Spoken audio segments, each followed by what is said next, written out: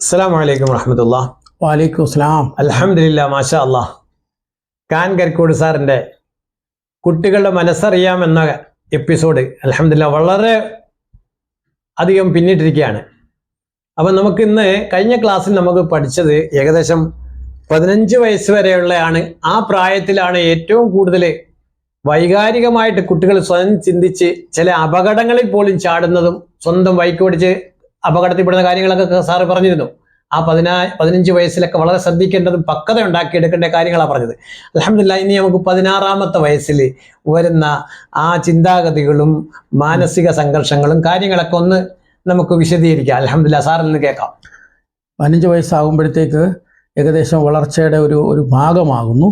16 വയസ്സെത്തുമ്പോഴത്തേക്ക് ഒരു സ്വപ്നം കാണുന്ന സമയമാണ്. ജീവിതത്തെക്കുറിച്ചൊരു സ്വപ്നം കാണുന്നു. അതാണ് ഈ 16 വയസ്സിലെ ഒരു ലക്ഷ്യങ്ങൾ, എൻ്റെ ജീവിതത്തിൽ എങ്ങനെയൊക്കെയാണെന്നുള്ളതാണ്. ഈ സമയത്ത് സന്തോഷവും ഉണ്ടാകും, നിരാശയും ഉണ്ടാകും.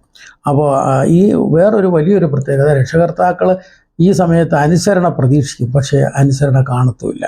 അതാണ് ഏറ്റവും അപകടകരമായ കാര്യങ്ങളിലേക്ക് എടുത്തു ചാടും. നമ്മൾ ആ രക്ഷകർത്താക്കൾ എങ്ങനെ പോകരുത് അല്ലെങ്കിൽ അങ്ങനെ ചെയ്യരുത് മോനെ എന്ന് പറഞ്ഞാലും അവരോടതും അതോടൊപ്പം പഠന പിന്നോക്കത്തിലേക്ക് പോകും. അവർ ഭയങ്കര ആഗ്രഹത്തിലാണ്. SSLC, +2, +1 പരീക്ഷകളിലാണ്. സ്വപ്നങ്ങളെല്ലാം രക്ഷകർത്താക്കൾ കാണുന്ന സമയമാണ് ഈ 15-16 വയസ്സുകൾ.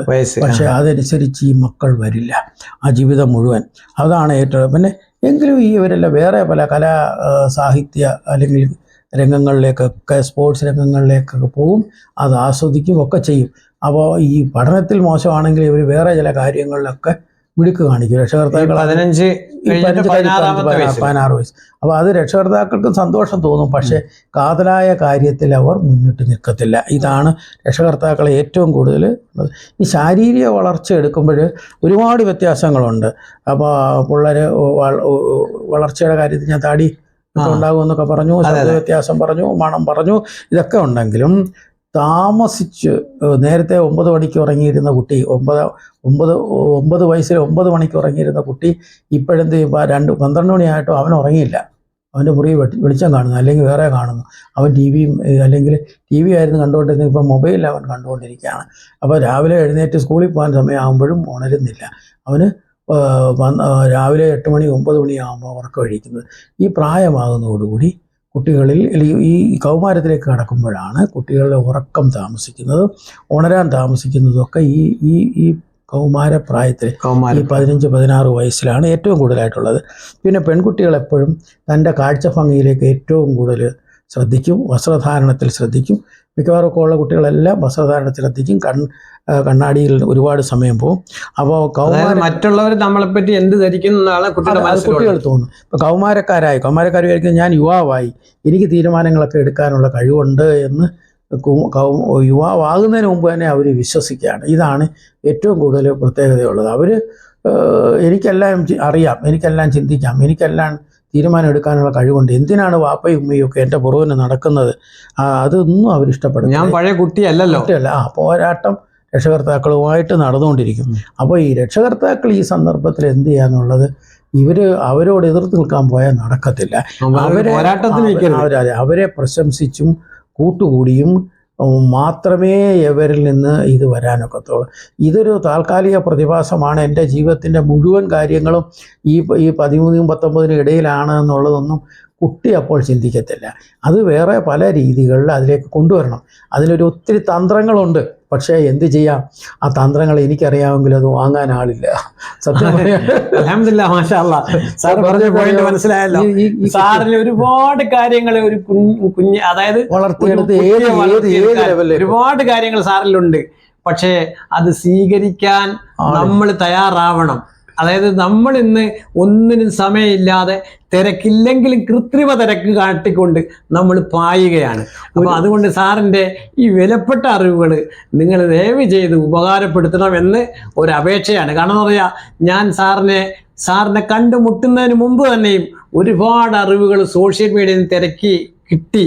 അത് ഞാൻ ശേഖരിച്ച് വെച്ചതിന് ശേഷമാണ് സാറിനെ പോലുള്ള ഇത്രയും പ്രഗത്ഭനായ ഒരാളെ നമ്മൾ കണ്ടെത്താൻ തൗഫീഖ് ചെയ്തത്.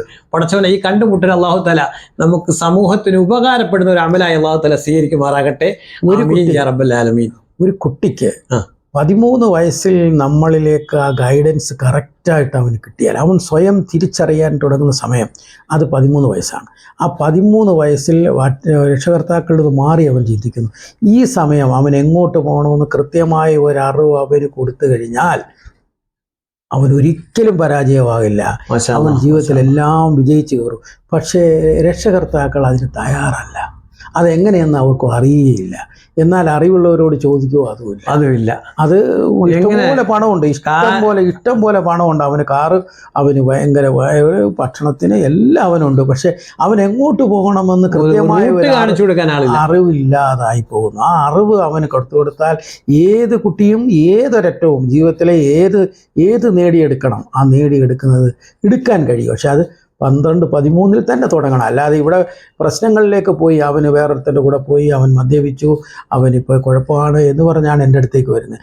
എന്നാൽ എൻ്റെ കുട്ടിയെ ഒന്ന് ശ്രദ്ധിക്കണം, എൻ്റെ കുട്ടിയെ ഒരു ഉന്നതങ്ങളിലേക്ക് എത്തിക്കണം, അതിനെന്ത് വഴി എന്ന് പറഞ്ഞു. അതായത് ഒരാൾ ഇവിടെ വന്നിട്ട് രോഗം വന്നതിന് ശേഷമാണ് സാറിൻ്റെ അടുത്ത് വരുന്നത്. അതെ, രോഗം വരാതിരിക്കാനുള്ള വഴികൾ കണ്ടെത്താൻ ഇന്ന് ആളുകൾ കുറവാണ്. അങ്ങനെ വന്നാലേ നമുക്ക് ഇതിന്റെ ഗുണം കിട്ടും. അതെ, നേരത്തെ അതായത് രോഗം വന്നല്ല ചികിത്സിക്കേണ്ടത്, രോഗം വരാതിരിക്കാനുള്ള കാരണങ്ങളും വഴികളും കണ്ടെത്തി സ്വയം പ്രതിരോധ ശക്തി നേടലാണ് നമുക്ക് വേണ്ടത്. മാഷാ അല്ലാഹ്, നമുക്ക് സാറിൽ നിന്ന് ഒരുപാട് കാര്യങ്ങൾ നമുക്ക് കിട്ടിക്കൊണ്ടിരിക്കുകയാണ്. ഇപ്പം സാറ് പറഞ്ഞതുപോലെ സാറ് കൊടുക്കാൻ തയ്യാറാണ്, അത് സ്വീകരിക്കാൻ ആളുകൾ കുറവാണ്. അത് ഇന്നത്തെ കാലഘട്ടത്തിൻ്റെ പ്രത്യേകതയാണ്. കാരണം അൽഹംദുലില്ലാഹ് നമുക്ക് ഇങ്ങനെയുള്ള അറിവുകൾ നൽകുന്ന ഈ സാറിന് പടച്ചവൻ എല്ലാവിധമായ ഖൈർ നൽകട്ടെ എന്ന് പ്രാർത്ഥിക്കുന്നതോടൊപ്പം നമ്മുടെ ഈ എപ്പിസോഡുകൾ എല്ലാവരിലേക്കും എത്തിക്കണം എന്നുള്ള ഒരു അപേക്ഷയോട് നിർത്തുന്നു. അസ്സലാമു അലൈക്കും വറഹ്മത്തുള്ളാഹി. വഅലൈക്കും അസ്സലാം.